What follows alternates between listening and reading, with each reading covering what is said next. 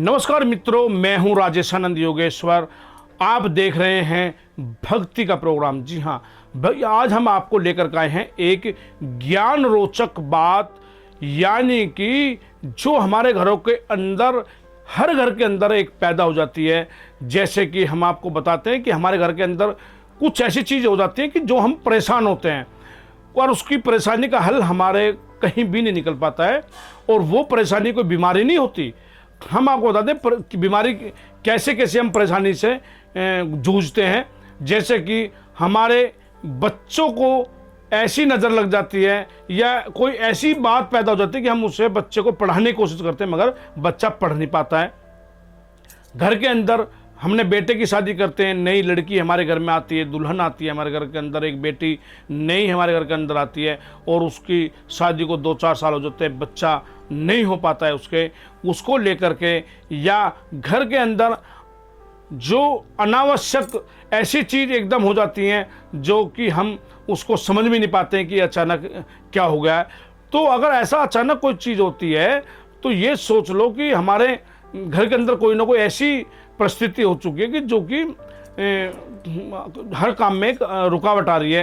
कारोबार में हमारे रुकावट आ रही है, जैसे कि हम काम करना चाहते हैं, काम नहीं हो पाता है।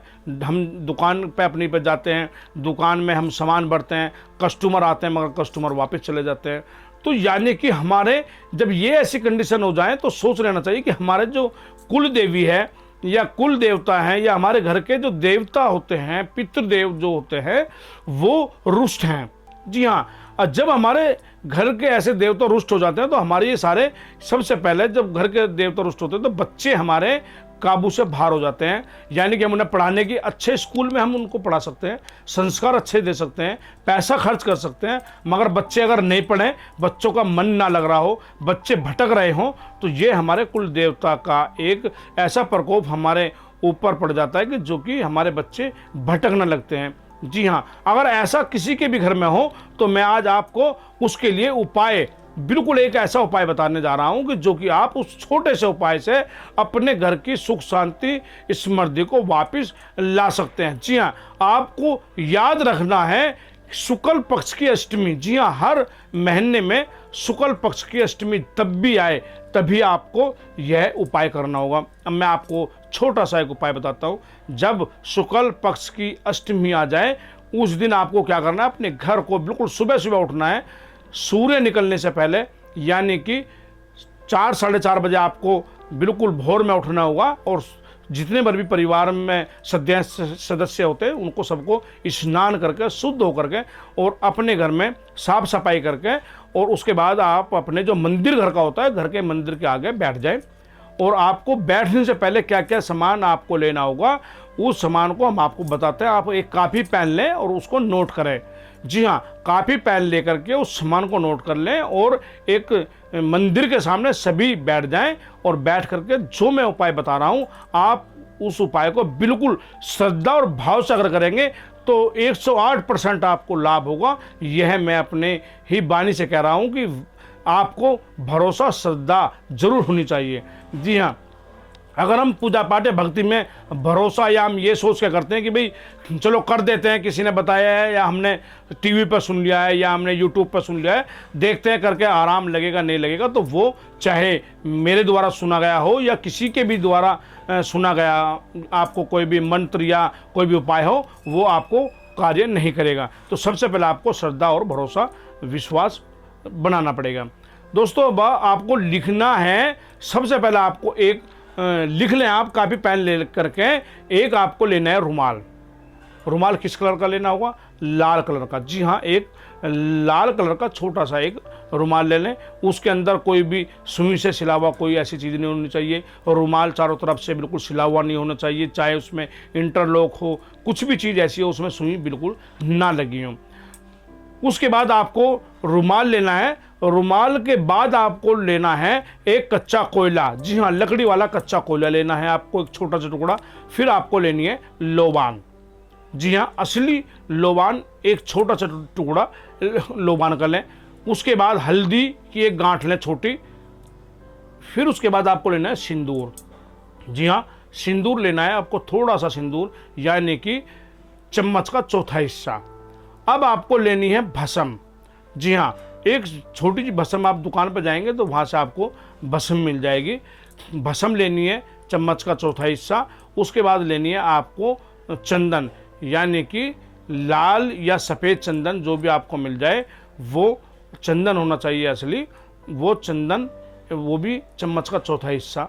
अब आपने यह सामान रख लिया। मैं आपको फिर दोबारा बता रहा हूँ, एक रुमाल लेना है आपको, एक आपको कच्चा कोयला लेना है, एक आपको लोबान का टुकड़ा लेना है, एक हल्दी की गांठ लेनी है आपको, और सिंदूर लेना है, आपको भस्म लेनी है, और आपको चंदन लेनी है। जी हाँ, ये अपने आइटम आपने इकट्ठे करके अब आपको बैठ जाना है। तो दोस्तों, मैं आपको एक चीज़ बतानी भूल गया, तो आपको क्या लेना है कि एक लोटा भी लेना है।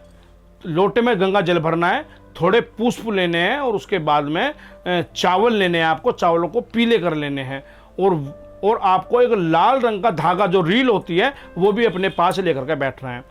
तो मित्रों, अब आप बैठ चुके हैं बिल्कुल एक अपने मंदिर के सामने।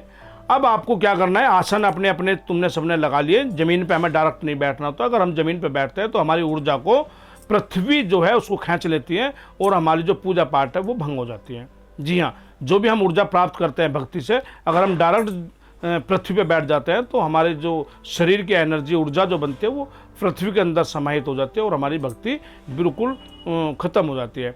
इसलिए हमें आसन, कम्बल का आसन हो तो बहुत अच्छा, कुशा का आसन हो तो बहुत अच्छा, नहीं तो मोटे मोटे कोई भी कपड़े लेकर के उस पर बिछा करके आप बैठें। शरीर का कोई भी अंग हमारे पृथ्वी पर नहीं टच होना चाहिए।